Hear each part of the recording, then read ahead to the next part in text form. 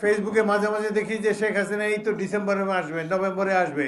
আসুন না, আমরা তো অপেক্ষা করে আছি, প্লিজ কাম, আসুন, তাড়াতাড়ি আসুন। বাংলাদেশের জনগণ অধীর আগ্রহে অপেক্ষা করে আছে।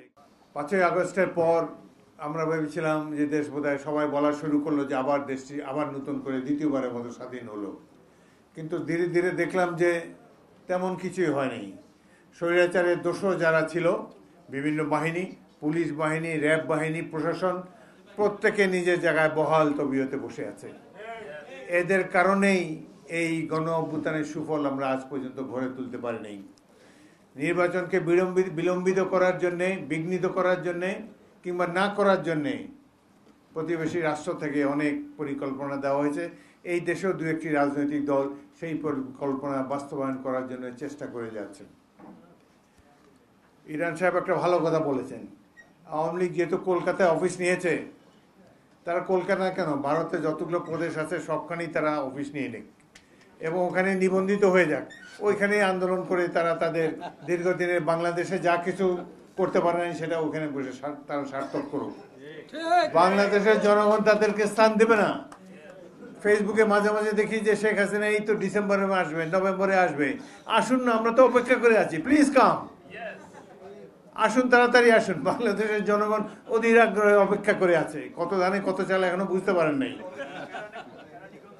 ভাগ্য অনেক ভালো, আপনাদেরকে সেফ প্যাসেজ দেওয়া হয়েছে। পিতার ভাগ্য বরণ করতে হয় নাই। পিতার তুলনায় অনেক বেশি অত্যাচার নির্যাতন শেখ হাসিনা করেছে বাংলাদেশে। টেলিভিশনে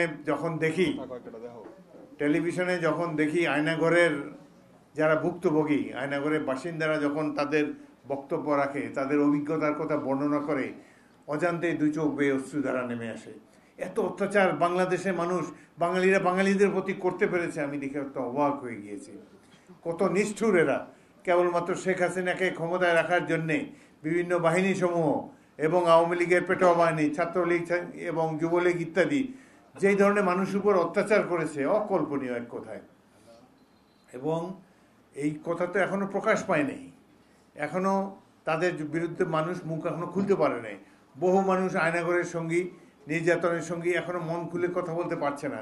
তাকিয়ে দেখেছে যারা অত্যাচার নির্যাতন করেছে তারা এখনো বহাল তবিয়তে আছে। অত্যাচারের চিহ্ন মুছে ফেলার জন্য অনেক চেষ্টা করা হয়েছে, কিন্তু ধীরে ধীরে আস্তে আস্তে সবকিছু প্রকাশিত হচ্ছে।